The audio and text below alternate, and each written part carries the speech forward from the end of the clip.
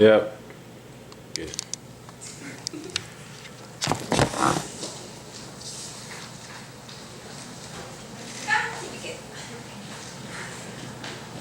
Alright, so today I'm going to be talking about sleep. And everybody loves to sleep. Everybody has to sleep. Every animal in the world has always, they sleep, but there's different ways they sleep. There's actually an article written by Liam Drew, and he describes the sleeping habits of animals all around the world. And he says that there's a bat that will sleep 20 hours of the 24 hours it's awake, or of the day. And so throughout the day, it's just asleep the whole day. And then there's also animals who don't sleep maybe a couple hours for every month. And so that's pretty crazy how the ranges are. And for us humans, it's like we have to sleep every night. If we don't sleep every night, we're cranky and we're not feeling well the next day. And so today I'm just going to be describing how there's cycles of sleep and how there's different techniques how we can sleep well throughout the night, so we can wake up the next day feeling energized, feeling good, and feeling ready to take on the day. And so describing the sleep cycles, there are two types of sleep we undergo through the night, and that's REM sleep, rapid eye movement sleep, and non-REM sleep.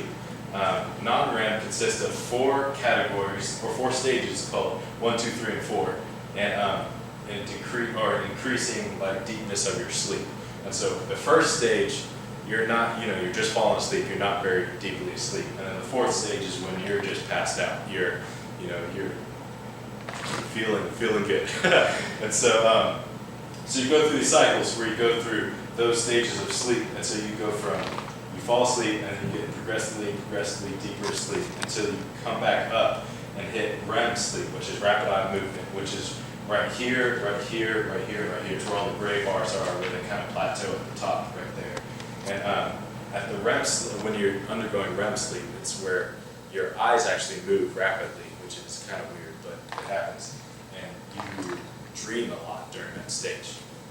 And so what they would call one stage is from when you fall asleep, or from the peak of this stage to this other peak. And so it goes from REM to REM sleep right there. So each of these is approximately 90 minutes.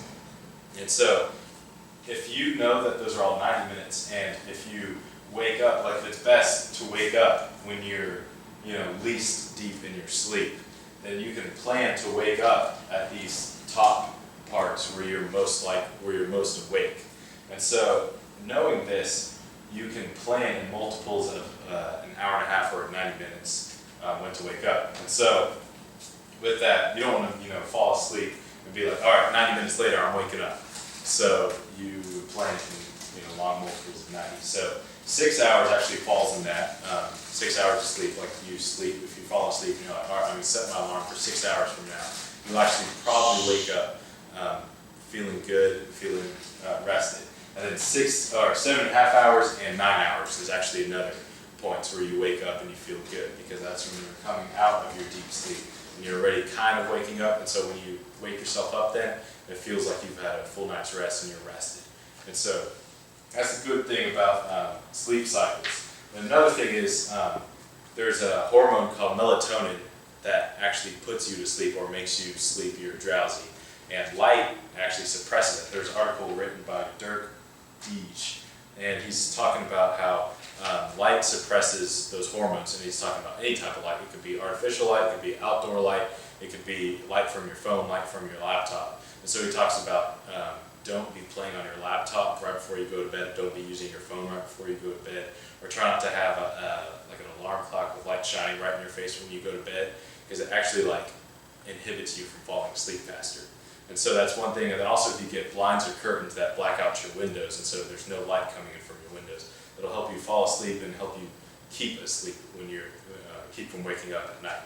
And so if you follow those two things, and you make sure your room is dark as it can be, and you plan your sleep cycles every multiples of 90 minutes, you'll wake up feeling good. You'll go throughout your day and you'll be more rested than you would if you're just waking up at random times. And so if you know these things, you can feel more rested and you can be more productive. That's all I got for you all today. Thanks for coming.